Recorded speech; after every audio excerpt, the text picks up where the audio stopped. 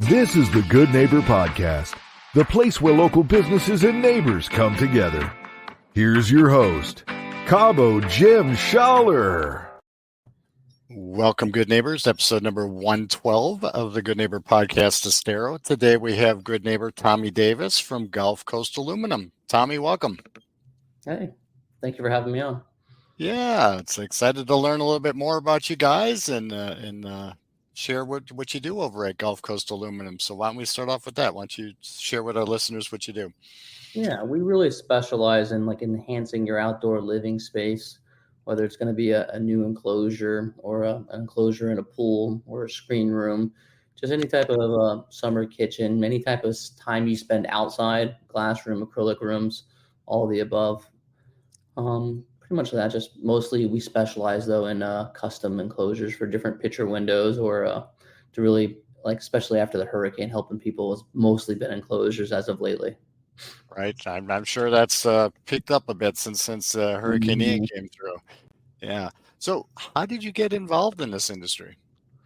Well, my dad is actually an aluminum contractor, and many summers I spent too many days out in the hot sun being like, this is never what I will do with my life. Right. I got to do something else. Yeah. I mean, I was bleeding all the time. So I remember one day I was actually doing a little pact with myself in a blood-soaked hand that I would not do this for a living. And went to college. Yeah.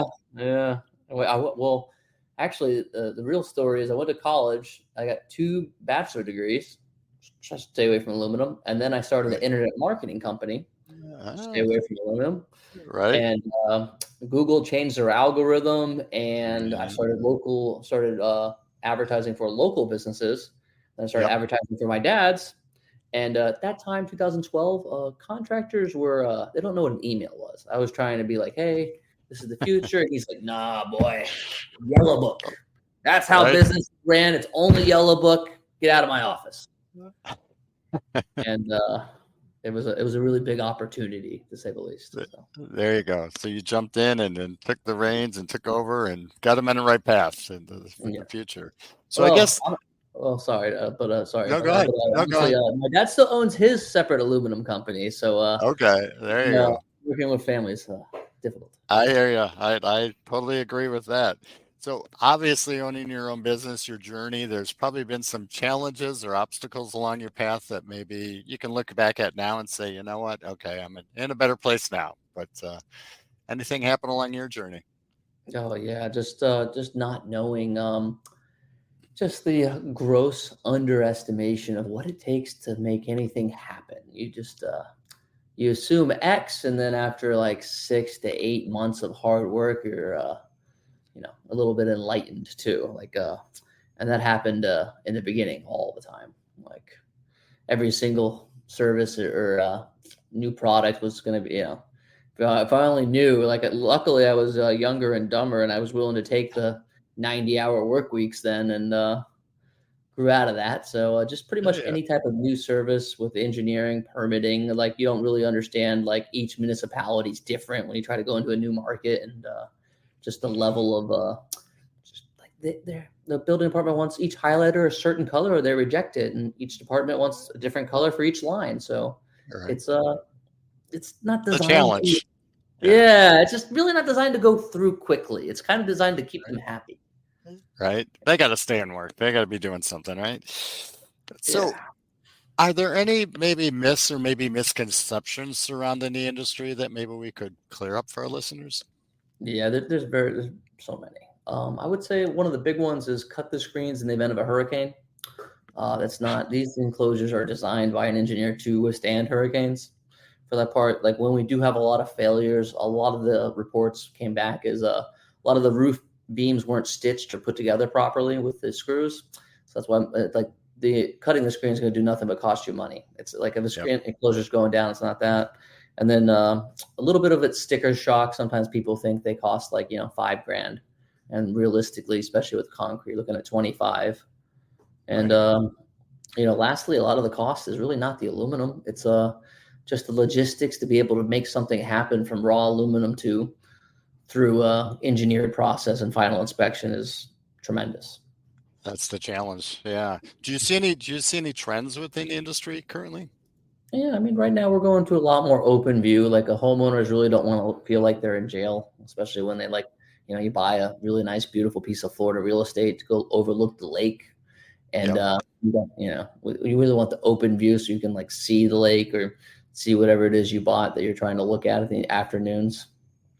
So is that screen made differently then? The material? Yeah, the new screen came out. There's a polyester product. It's been on the market now for probably 12 years, but it's been rapidly accelerating recently because it enables you to span this larger picture windows, we call them, and you got to have larger carrier beams and larger posts than Got traditional. it.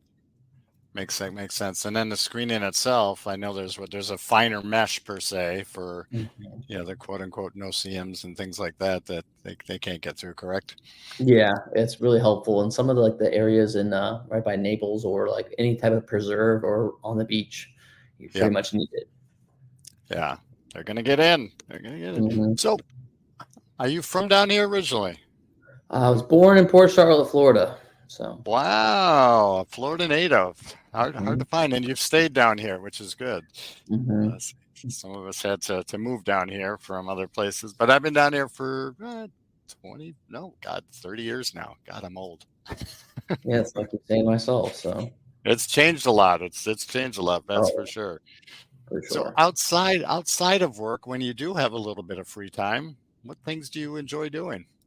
Yeah, part of the reason why I stayed here is I really try to do as much boating, and I'm a free dive spear fisherman, so I really try to go off Fort Myers in the Gulf and go catch some cobia or African pompano or permit or anything down there, and just hopefully avoid the sharks for the most part. They've gotten quite bad recently, right? But that's what I try to do on the weekends when I can.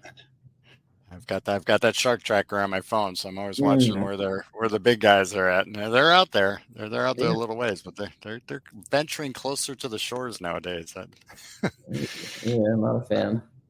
Not liking that at all. So, what's one thing that you wish maybe our listeners knew about what you guys do that maybe they're not aware of? So, like a lot of times, I love helping the consumers, but like sometimes they call us into the project so late, like. They've already made quite a few different decisions with foundations or different gazebos that they added, and then we're kind of limited to like how we can build the enclosure. Or a lot of times have a lot of drainage issues where somebody else does the foundation, and the way that they're trying to do the project with the spa, we have to do some underground tunneling, and it's quite a bit more cost. But to really look at the whole backyard as like a holistic approach is ideal because you can kind of plan better and kind of conserve a little bit of money because sometimes nobody wants to tear down something they've already done and then the plan changes for whatever reason. So that'd be just more communication before they pull a trigger on the entire project would be right. Ideal. So do you see more, are you doing more new business as far as new construction or remodeling? Yeah, the new market just started picking up for us after the hurricane. It was all hurricane work, and now I'm just kind of waiting on all the unlicensed people to be slowly picked up by code enforcement, and they're slowly trickling out now. And now it's anything that has a permit with concrete. We're landing all those bids, but the non-permitted work like a rescreen or anything with screws, change out, or painting a cage, it's still just people that came down from everywhere to help out with the storm are still here. Well, exactly. The storm chasers per se, right? Mm-hmm. So how easy is it to add on once you do have an enclosure? So the hardest part is going to be anything to do with zoning. So right. And the zonings aren't. It's like there's corner lots, and then there's different easements, and then it's like they're like, oh well, you can't do it there. Well, I'm like, what about you have to have steps there? And I'm like, okay. And then there's just a whole bunch of fire code. It's like ideally you want to know what you're trying to do because adding on sometimes you can't. Right. So most people think it's just an easy job. Why can't you just add on, right? But there's a lot more, like you mentioned, behind the scenes that they need to get in touch with people like you because of that. Yeah. The worst is when you get to a customer that already built into an easement. And you're like, you're like, oh yeah. I heard my mom calling. I gotta go. Yeah. Ooh, I'm not gonna be able to give you a bit. There you go. So any last words for our listeners? Anything else you'd like to share? No, and I would like the idea of like this podcast to reach out to local people. That was a good thing. I'm trying to do more of it, and hopefully it really helps out to give back to the community. And that's it. It's what it's all about, connected in community with local businesses and owners such as yourself. Pleasure to meet you. How would our listeners go about getting a hold of you if they were interested in learning more? Just look us up on the internet, Gulf Coast Aluminum, or give us a call at 239-935-8575. Perfect. Tommy, it's been a pleasure getting to know you, and thank you for being such a good neighbor. Appreciate it. Thank you for listening to the Good Neighbor Podcast Estero. To nominate your favorite local businesses to be featured on the show, go to gnpestero.com. That's gnpestero.com or call 239-296-2621.